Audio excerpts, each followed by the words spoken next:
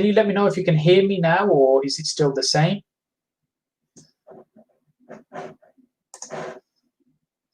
Can anybody hear me, or is the sound still off?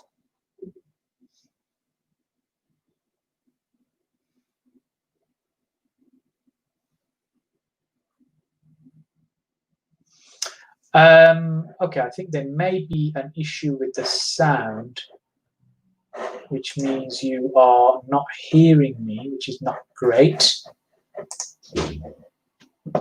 Still off.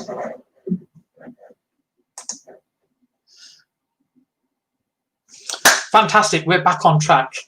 Good stuff. My apologies for that. I'm assuming you didn't hear anything of what I said so far. Just let me know that whether you were hearing anything or nothing at all, just so I know where we were. And I've got loads of messages just come through, so maybe there was some problem that wasn't working. Okay, so just let me know if you'd heard anything of what I was talking about earlier on. There was no sound whatsoever, just so I know where we are with that. My apologies for this. Tech issues, hey?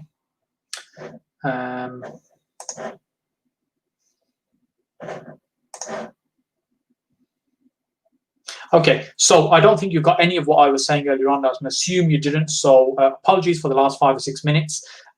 Just to share with you, first of all, we're doing this on a slightly different time because I've got another webinar that I need to do this evening. I'm a guest on a panel, so we're running a little bit earlier at 7 o'clock as opposed to the usual 8:30 time. And if you've got any questions, please put them in the platform. We're on various different platforms: Facebook, LinkedIn, YouTube, Twitter. Wherever you're watching this, if you've got a question, put it in the question box and I'll do my very best to answer that for you. I was just talking about earlier that Mondays, normally I spend the day on the phone, whether it's with my mentees in my inner circle program or it's other people I'm speaking to, and various different conversations I've had. And one of the things I was talking about with somebody earlier today is the difference between a property investor and a property developer. What's the difference? Well, I can share what I believe is the difference, or how I see them as a difference between the two. A property investor, in my opinion, is generally somebody who's looking to invest in existing assets, something that already exists, like a buy-to-let property or a HMO, and what they're doing, they're putting money into it with a view to get an immediate return or generating an income from it immediately. So it's they're putting their money into income-producing assets effectively, whether you own it or control it. That's what I see as a property investor. A property developer, generally somebody that creates equity that doesn't exist right now. So they go in and add some value, whether that's building something from the ground up, whether that's taking an existing house and gutting it and refurbishing it and making it more valuable. You're creating equity that didn't exist. So that's a property developer. Now, maybe you take a property, you renovate, you add value, but then you refinance to keep it, to create an income from it. So your first stage is property development. Your second stage effectively is property investing, where you're keeping it for the income. I just wanted to share that with you because I think it's interesting that people have a different view on that. It'd be great to get your thoughts on how you see the difference between a property investor and a property developer. They were just some of mine. We've got some questions that have come through. So what I'll do is I'll take those and we'll start with that. Hopefully you can see and hear me okay. I know a couple of people have mentioned that sound and video seems a little bit out of sync. So the first one is on LinkedIn, which actually we don't have a name for some reason. So just says lease option agreed, price 3 to 7 years, or asking price plus an agreed percentage, value come resale, monthly cover payments, etc. I've no idea what that means, so let me just read it again for a moment. Lease option agreed, price 3 to 7 years, or asking price plus an agreed percentage of value come resale, monthly cover payments, etc., percentage rental, monthly profit, or just a set fee. Now, I'm going to answer the question I think you're asking. I'm not entirely clear. If you want to clarify it for me by adding another comment, I'm happy to look at that. So, okay, so with regards to a lease option, I think you're talking about what's the end figure. Is it a price that you agree? Now, let's say you're looking at a property that's £100,000 in today's value, and you're looking at a future purchase price, because your lease option would mean at some point in the future you'd be looking to purchase that property. You've got the right to buy it, but not the obligation. But you have to agree the price today, or some mechanism of how it's going to be priced in the future. And that could be a set price right now, what you agree. So, for example, it could be £110,000 in 5 years' time, or it may be its market value minus 5% or something like that. And my preference is, when I've been doing these types of transactions, is to fix the price today and agree clearly now exactly what it's going to be in the future. What I want to do is avoid ambiguity and avoid any room for potential misunderstanding or potential problems in the future. So what I mean by that is, if we agree today £110,000, everybody understands what that means. We know what that is. We know what the value today is. We know what we've agreed, and it's clear cut, and that's set in stone. On the other hand, if we set a price which is, say, a percentage, let's say it's market value minus 5% in 5 years' time. So first of all, how are we going to establish what market value is? Are we going to take what an estate agent thinks? Are we going to take your view? Are we going to get a surveyor? Is it going to be your surveyor? Is it going to be my surveyor? Who's going to pick the surveyor? Because at the end of the day, valuing property is quite subjective. It's not something that is a formula. You don't. It's not just how many square feet is it added or multiplied by X number that gives you a value. It doesn't work that way. There's a lot of factors that need to be taken into consideration when you try and determine a value, and it is really a best guesstimate, and it's based on people's experiences. So an estate agent, for example, what you're asking for them is, what do you think it might achieve as a sales price? Now, that generally would be at the higher end in terms of what a figure might be. That might be fairly generous in terms of their opinion, and even optimistic.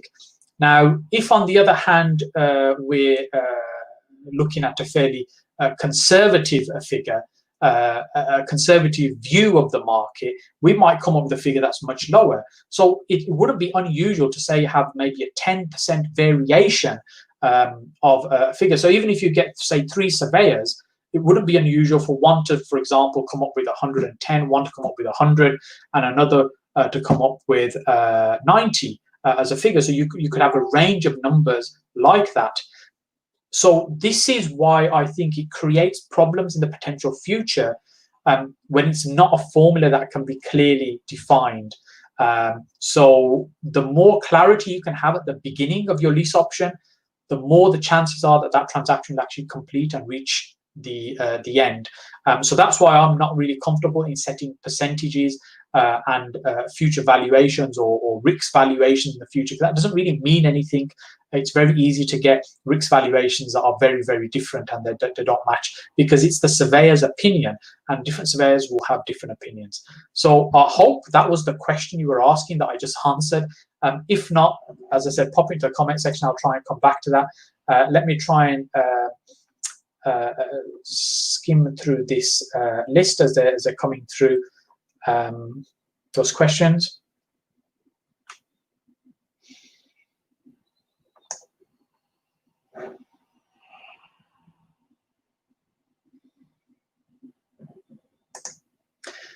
Okay, so question from Guillaume.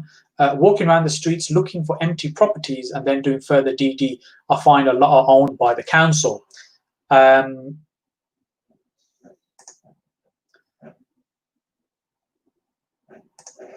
So where to get in touch to see if the property could be for sale? So at the council, you have an empty homes officer. And I know you're looking at Birmingham, Guillaume, so you could contact the empty homes office. I think there's more than one person in the Birmingham office, and speak to them about their empty properties and what they're doing with them. Generally speaking, properties with the council or the local authority, they won't do transactions with you directly. They need to be at an arm's length, so there's no favoritism. There isn't anything untowards going on in that particular transaction, and often they end up in the auction. So even if you're interested in buying it, it might still end up in the auction with you potentially buying that property. I would say, unless there's something particularly attractive about that property that you're keen to do something with, I would explore those that are not owned by the local authority, where you can speak to the owner individually and you can make you can make a deal, because you can negotiate directly with the decision makers rather than people who aren't really involved in that transaction directly. It's just a commodity for them. And we talk about buying from people that are motivated, or are a motivated seller, or has some kind of motivation, and they're generally motivated because there's emotion involved. And the more distant somebody becomes from the asset in terms of emotion, the harder it is then to try and get that deal to work, because they look at it purely on a numbers basis. So I hope that helps you. Maybe it gives you a bit of an idea. Or the other part of your question was, or if they'd be interested in sell. So you can certainly speak to the council about that to see if they'd be open to that. So if you let me know you can hear me okay, because I'm a little bit unsure these platforms are working today. And also just pop a question into the comment section if there's anything that you are looking for some help with right now, anything I can answer for you. If there isn't, we'll wrap up a little bit earlier. So this is where I'm giving my time to you to help you. But I can only help you if you've got questions you want me to answer. Just earlier on, I was saying, and I don't think the sound was working so well then.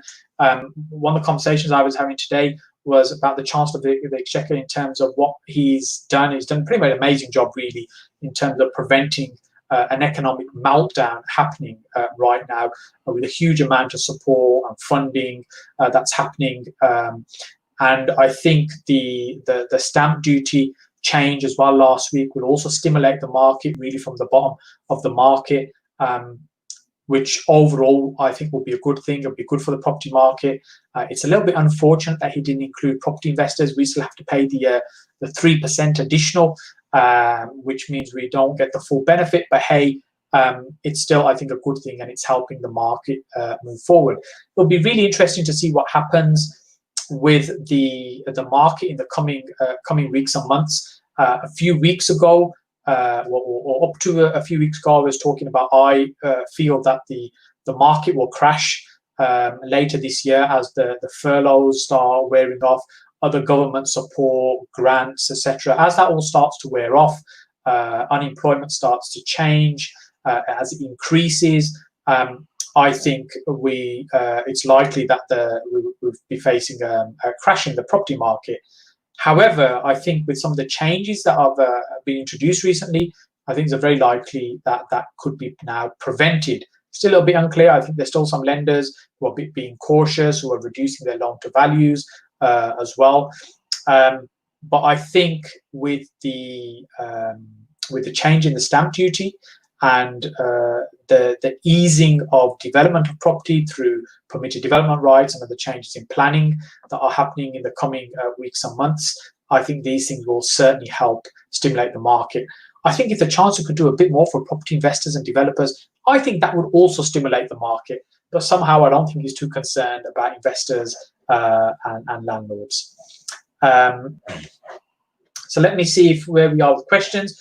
I don't think I've got any other ones that have come through, in which case I might wrap up a little bit earlier. I'm just having a look on here if I've not missed anything in terms of questions on the different screens. I haven't got them all open, so I'm just having a quick look on this one.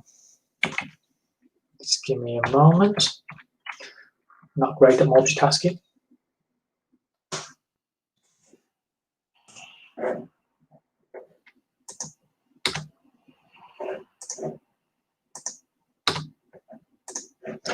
Okay, so as I said, if you've got a question you want some help with, make sure you put that in the comment section.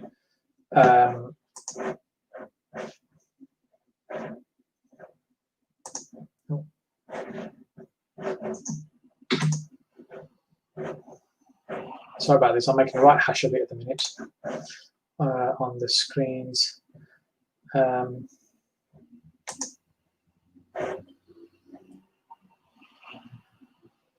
Okay, the question earlier from was from Stephen, where he didn't show the LinkedIn user.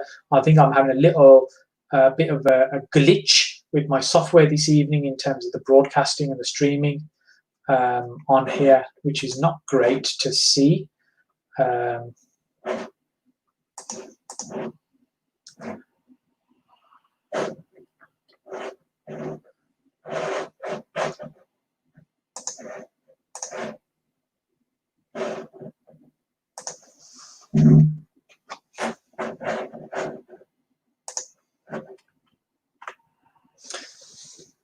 Okay, so I don't have any other questions that I can see right now. I'm also unsure whether the software is working properly in the streaming, because I'm getting various error messages and I'm getting comments from some people that some things are working and some things aren't. And I've had a barrage of comments come through very quickly and then it's just gone again. So I'm not entirely sure what's happening. And what I will do is I'm going to call this a wrap. Because I'm not entirely sure this is working properly. My apologies for that. Look, if you've got questions that you wanted to put to me, just message them across me or put them in the platform, put them in these videos. I'll pick them up, and then next week we'll be back on as normal at 8:30 p.m. I'm trying to be regular with that time, so you know when I'm here for you. Mondays at 8:30 p.m. to answer your questions, and I'll start off with doing those first. So I'll wrap that up now, and thank you so much for watching, and hopefully I'll be with you next Monday at 8:30.